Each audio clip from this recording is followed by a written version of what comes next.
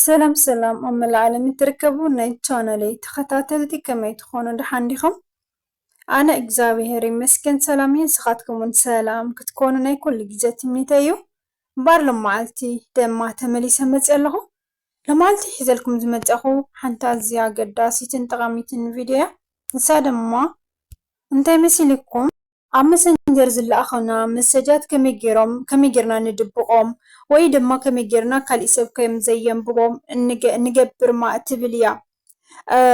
ሕጂ ንኣብነት ከምዚ ጌርና መሰጅ ሰብ ክሰደልና ከሎ ብላዕሊ ከምዚ ገይሩ ኩሉ ሰብ ይንበብ እዩ ማለት ንኣብነት ኣብዚ ዘሎ ሕጂ ናይ ዋትሳፕ ይንበብ ወይ ከዓ ዝተፈላለዩ ኖቲፊኬሽን ብላዕሊ ይመፀና ማለት እዩ። ሕጂ ከም ዘሎ እቲ ፅሑፍ ደሞ ይመፅእ እሞ ይንበብ ማለት እዩ። ተረዲእኩም? ስለዚህ ከመይ ጌርና እዚ ብድቡቕ ንገብሮ ባዕልና ጥራሕ ኣቲና ከም ነንብቦ ንገብር እትብል እያ። ካብ መጀመርያ እስካብ መጨረሻ ምሳይ ሓቢርኩም ፅንሑ ክጠቕመኩም እያ። ንቻነለይ ሓደሽቲ ዝኾንኩም ድማ ሰብስክራይብ ምግባር ኣይትረስዑ፣ ሸር ላይክ ኣይትረስዑ ማለት እዩ። ምሳይ ሓቢርኩም ፅንሑ እስካብ መጨረሻ። ንኸይድና መሰንጀር ሕጂ ኣታና መሰንጀር ኢና ንኣቲ ማለት እዩ። ናብ መሰንጀር ክንኣቲ ከለና እንታይ ንገብር ሴቲንግ ዝብል ኣብዚ ኣለኩም ማለት እዩ። ሴቲንግ ዝብል ይረኣየኩም ኣሎ ይኸውን ክኸውን ተስፋ ገብር ሴቲንግ ዝብል ሓንቲ ግዜ ናሃርማ ማለት እዩ።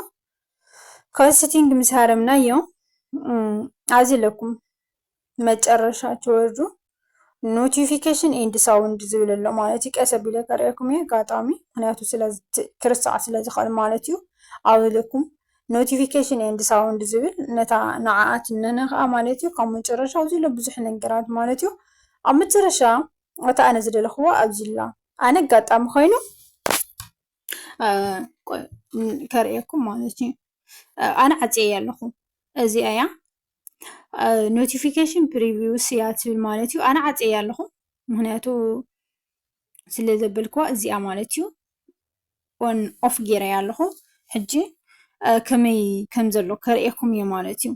ማንም ሰብ ኖቲፊኬሽን ወይ ከዓ ዝኾነ ክሰደልካ ከሎ መሰጅ ክሰደልካ ከሎ ከመይ ብላዕሊ ይመፅእ ማለት በዚ ሕጂ ንኣብነት ናብ ሰብ ትሕወስ ወይ ከዓ ናብ ዝኾነ ወይ ከዓ ምስ ሰብ ሞባይልካ ገዲፍካያ ትኸይድ ከምዚ ጌርካ ብላዕሊ ክትሪኦ ከለካ ማለት እዩ እቲ መሰጅ ከም ዘለዎ ኣይንበበልካን ማለት እዩ።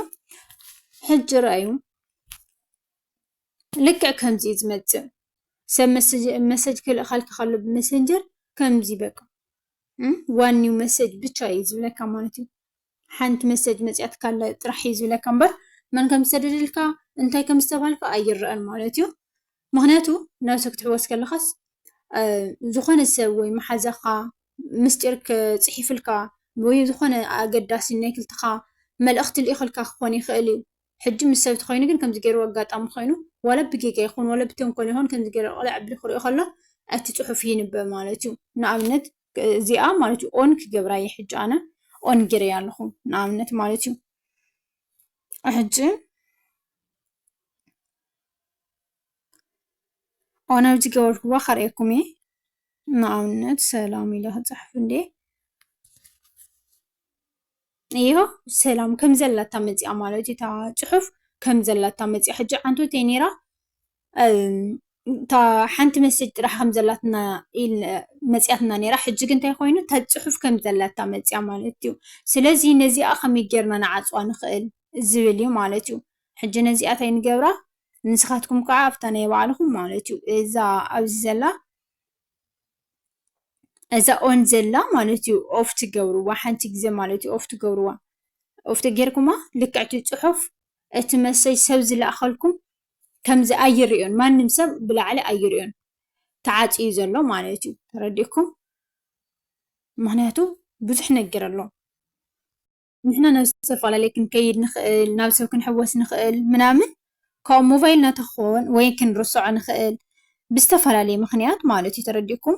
ሕጂ እዚኣ ኣብዚኣ እታ ችግር ማለት እዩ። ኦን ተጌርናያ እዚኣ ቱ መሰጃት ብላዕሊ ዝተፅሓፈና መሰጅ ናይ መሰንጀር ከም ዘሎ ሰብ ከም ዘንብቦ ወይ ብላዕሊ ኮንካ ከም ተንብቦ ይግበር ማለት እዩ። እንድሕር ነዚኣ ኦፍ ጌርካያ ግን ኖቲፊኬሽን እንታይ ኮይኑ ይመፅእ ብድብቕ እዩ ዝመፅእ ማንም ሰብ ከንብቦ ይኽእልን ብቻ ናብ ናይ ባዕሉ ኣቲኩም ክተንብቦ ትኽእሉ ንስኻትኩም ጥራሕ ኢኹም ማለት እዩ እምበር ካሊእ ሰብ ኣየንብቦን ማለት እዩ እና ክትጠቕመኩም እያ ኢለ እየ ምፅአያ ኣነ ይጥቀመላ እየ ምክንያቱ ወይ ናብ ሰብ ትኸይድ ናብ ዝተፈላለየ እና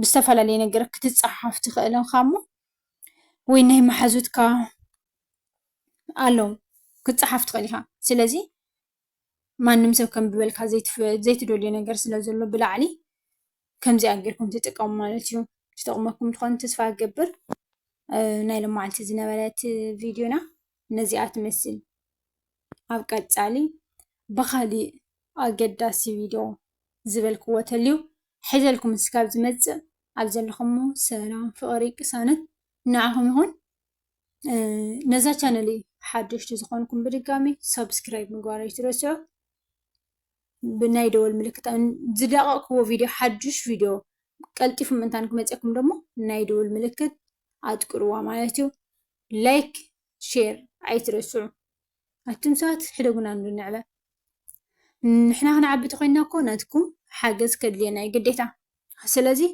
እዛ ቪድዮ እዚኣ ተፈቲኹማ ናብ መሓዙትኩም መሃሪት ኮይና ተሪእኹማ ናብ መሓዙትኩም ሸር ግበርዋ ማለት እዩ ኣብ ዘለኹሞ ሰላምኩም እየ ዝሕለይ ኣብ ቀፃሊ የራኽበና ይፈትወኩም እየ ላቭ ዩ ሶ ማች ባይ